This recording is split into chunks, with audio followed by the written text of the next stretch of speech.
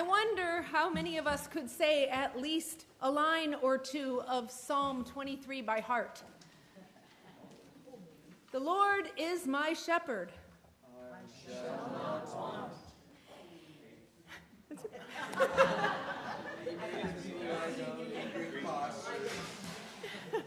Now that you've sung it twice. This psalm is one that we return to again and again, at bedsides and at gravesides, in times of fear and in times of peace.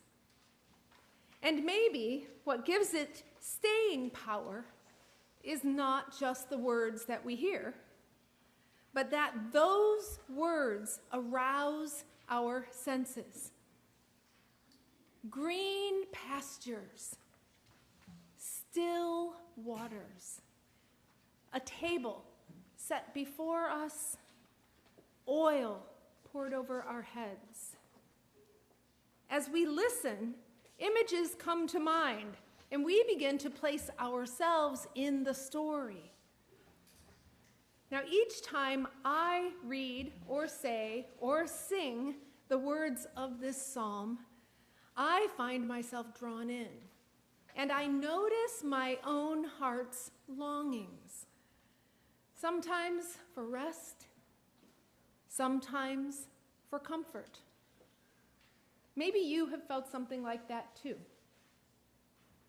Psalm 23 gives us a picture of life with God that we can almost feel, and we most definitely can imagine. It's a life where we are cared for and protected, restored, where we're not alone, and where somehow we are at home with God. And yet, if we are honest, that life that the psalmist speaks of can sometimes feel just outside our reach. And that raises a quiet question. How do we get there? How can we claim this life of abundance with God for ourselves? Now, long before Jesus spoke these words that we hear today, God's people already knew something of life with God. They sang of it, and they prayed it, and they trusted in it. And then John tells us in his gospel what Jesus said, "I am the gate, the one who stands at the opening through which the sheep pass."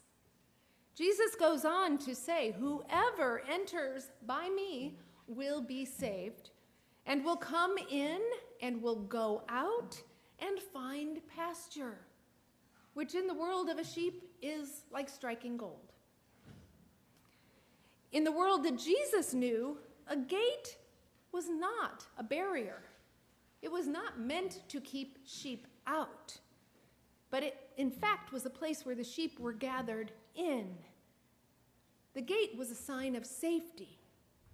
And for Jesus, the gate represents the place where God waits with welcome, ready to receive God's people. In essence, I think that Jesus is saying that to access the life that you've been longing for, the life that the psalm sings of, you must enter through me. Now, it's not a test.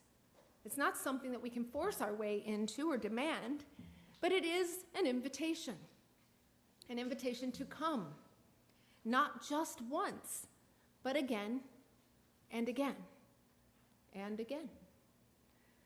Jesus calls us to come in and then to go out, to shape for ourselves a rhythm of life in which we come to Christ, where we are met with rest and nourishment and peace, and then to step back out into the world to live and to love and to serve until that time when we return again to the gate and begin the process all over.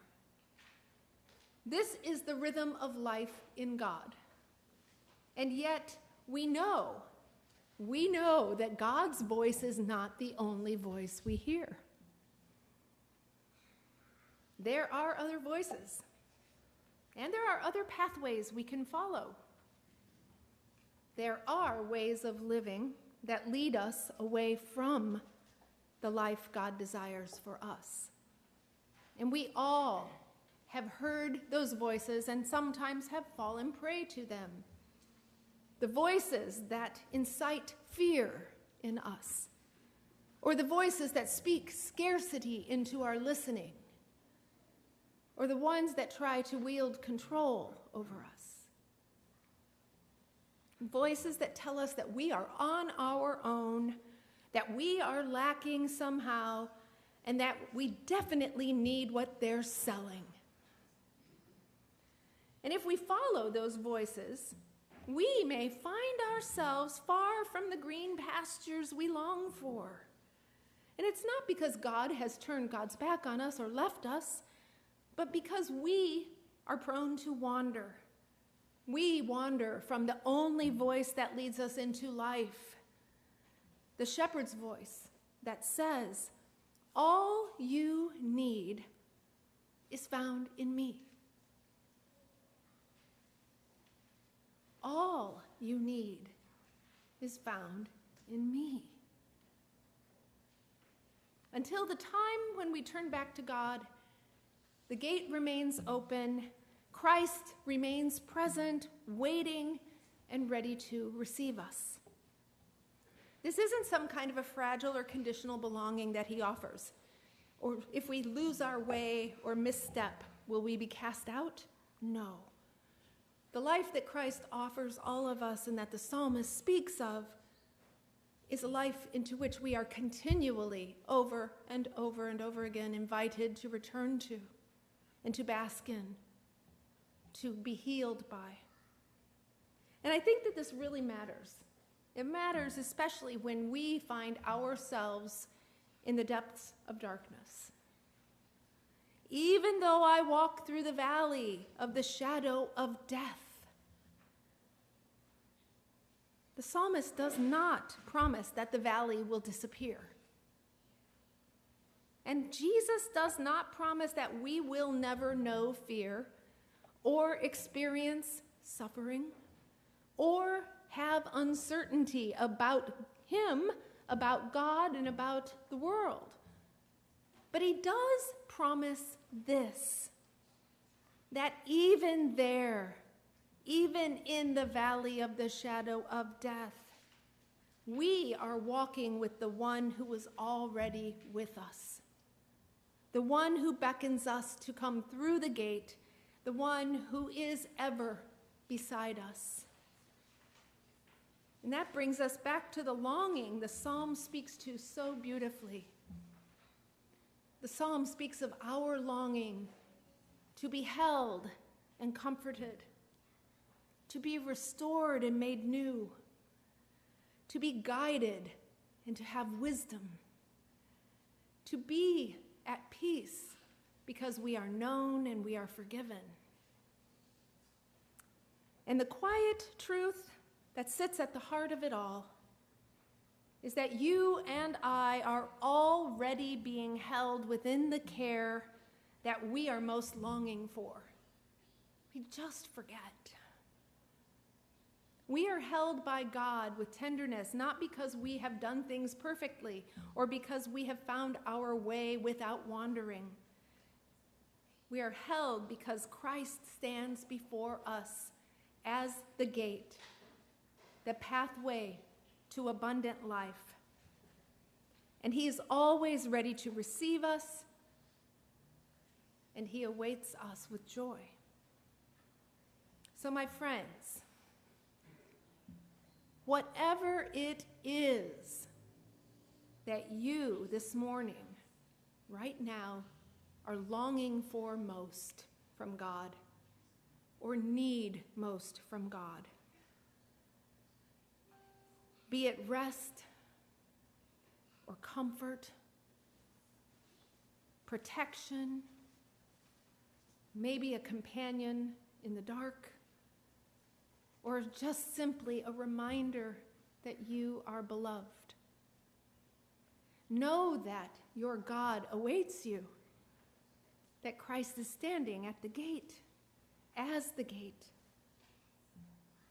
And you need only come. May you discover there that you are already held within the arms of God and receiving the care that you most long for. Amen. Amen.